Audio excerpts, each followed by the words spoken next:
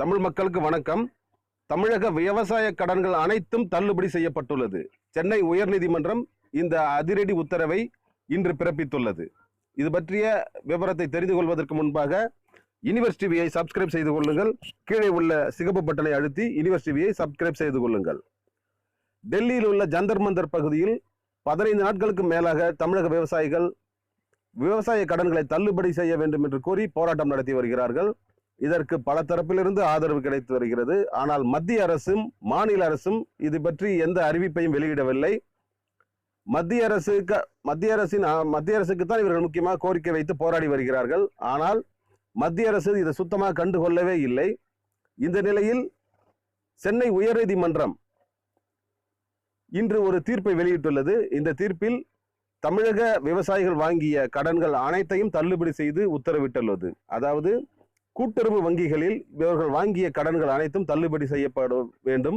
3 மாதத்திற்குள் தமிழக அரசு அதிகாரப்பூர்வமான உத்தரவை வெளியிட வேண்டும் என்று அவர்கள் தீர்ப்பில் கூறியுள்ளார்கள்.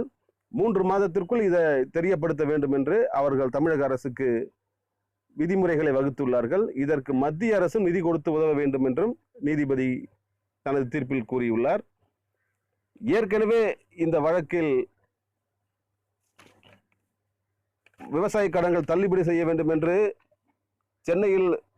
சென்னையிலிருந்து டெல்லி சென்று போராடி வரும் நமது விவசாயிகள் சங்க தலைவர், அதாவது தேசிய தென்னிந்திய நதிகள் இணைப்பு சங்க தலைவர் ஐயா கண்ணு இந்த வழக்கை மதுரை உயர்நீதிமன்றத்தில் தாக்கல் செய்திருந்தார். அது மேல்முறையீடாக சென்னை உயர்நீதிமன்றத்திற்கு வந்தது. அதில் தான் இந்த தீர்ப்பு கூறப்பட்டுள்ளது. ஏற்கனவே 5780 கோடி ரூபாய் தள்ளுபடி செய்யப்பட்டுள்ளது விவசாய கடன்கள். அதாவது சிறு குறு விவசாயிகளுக்கு மட்டுமே இந்த கடன் தள்ளுபடி என்று அது நிறைவேற்றப்பட்டுள்ளது. ஆனால் அனைத்து விவசாயிகளுக்கும் இந்த தள்ளுபடி செய்ய வேண்டும். 5780 கோடி ரூபாயோடு 1980 கோடி ரூபாய் சேர்த்து மொத்தமாக இந்த விவசாய கடன்களை தள்ளுபடி செய்ய வேண்டும். விவசாய கூட்டுறவு சங்கங்கள் விவசாயிகளை எந்த தொல்லையும் செய்யக்கூடாது என்று இந்த தீர்ப்பில் கூறியுள்ளது.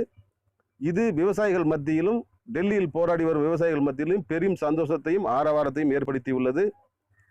இது பல கட்டங்களாக போராடி வரும் விவசாயிகளுக்கு கிடைத்த ஒரு மிகப்பெரிய நல்ல தீர்ப்பாகவே கருதப்படுகிறது. தமிழக அரசு உயர்நீதிமன்றத்தின் இந்த கோரிக்கைகளை உத்தரவுகளை மதித்து இந்த நடவடிக்கைகளை மேற்கொள்ளுமா, அல்லது தமிழக அரசில் பணம் போதவில்லை என்று கூறி தள்ளி வைத்து இதை மேலும் விவசாயிகள் போராட வழிவகை செய்யுமா? பொறுத்திருந்து பார்க்க வேண்டும்.